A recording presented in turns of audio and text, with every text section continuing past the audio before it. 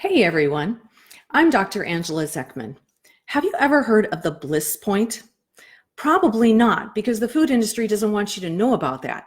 It's one of their dirty little secrets. Today, I'm going to give you some insight into the food industry and the things that they don't want you to know and why that matters in your weight loss journey. If you don't know me, I'm a medical doctor specializing in weight loss, and I've also founded and created Journey Beyond Weight Loss, which is an online program designed to help people lose weight and keep it off. So the Bliss Point. What is the Bliss Point? The Bliss Point is the magical amount of sugar, not too much, not too little, just right to get you hooked. It turns out sugar is a powerfully addictive drug.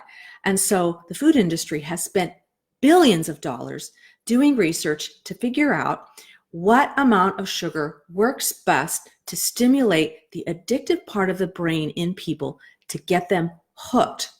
The amount of sugar is going to vary depending on the recipe of the product. So for example, the amount of sugar in a Coca-Cola is going to be different than the amount of sugar in Captain Crunch, which is different than the amount of sugar in your yogurt. But all of it is designed very carefully to make sure that you get addicted.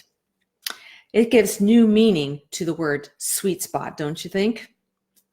So, the food industry isn't just doing this research on adults, they're doing this research on children as well. And here's how they do it. This is very well documented in a book by Michael Moss called Salt, Sugar, Fat. So let's say that the food industry has a new pudding and they want to market it to children and they want to find out what's the right amount of sugar to put in this pudding. So they have 20 different recipes.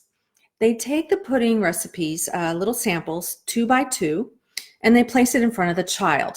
Now, they're doing this research on very, very young children, and sometimes children who don't really know how to use language very well. So they give the child a stuffed toy like a Big Bird, and they tell the child, have a taste of each one of these things, and whichever one you like best, you give it to Big Bird. And they're watching the child while they're doing this. So they're watching the expressions on the child's face. And the one that they give to Big Bird, great, they know that one was the preferred one. So 2 by 2, 2 by 2, 2 by 2, they give the child these samples and they figure out which one the child likes best. Then they do this experiment on hundreds of other children, and then they come up with a formula for the amount of sugar that should be in the child's pudding. Now, what they've discovered is that children like more sugar than adults do. So children's stuff is sweeter.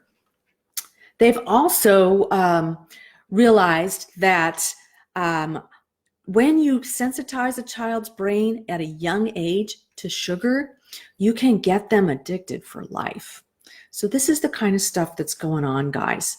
And if you're wondering why you're having a hard time with your weight, I got to tell you, this isn't your fault. The food industry has done a brilliant job experimenting on adults and children and getting people hooked at very young ages.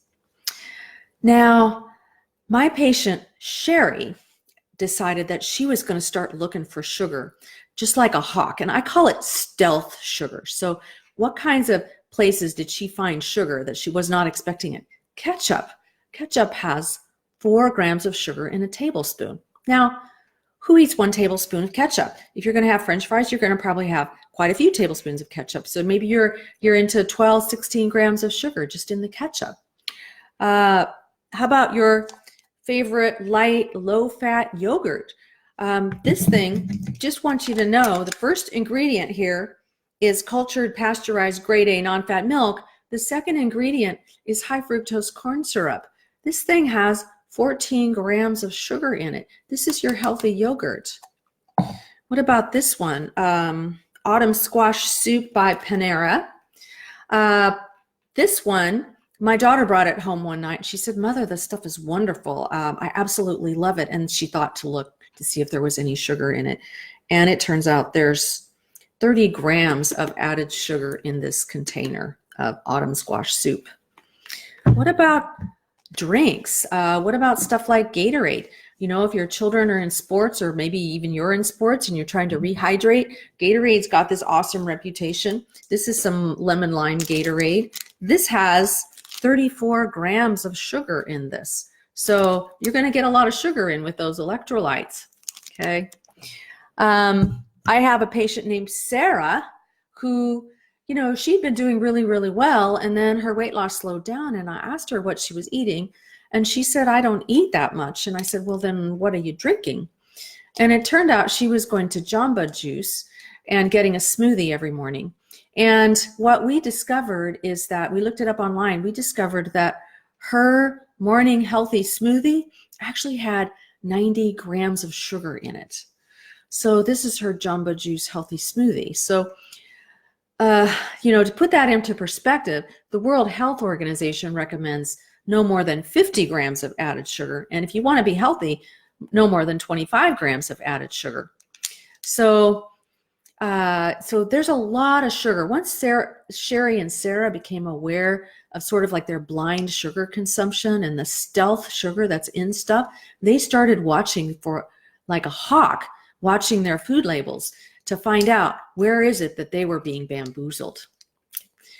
So if you want to give the food industry the proverbial finger, join me in my Facebook group. It's called the Sugar and Flour Busters Society, and we're talking about this stuff all the time. The other thing you can do is to just go look at foods that you think are healthy. So we all know donuts have got a ton of sugar in them. What about foods that you think are healthy, like that yogurt? Check them out. See if there's any stealth sugar in it.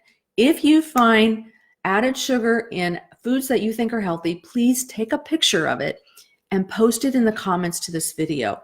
This way, you can help educate other people about what the food industry's been doing.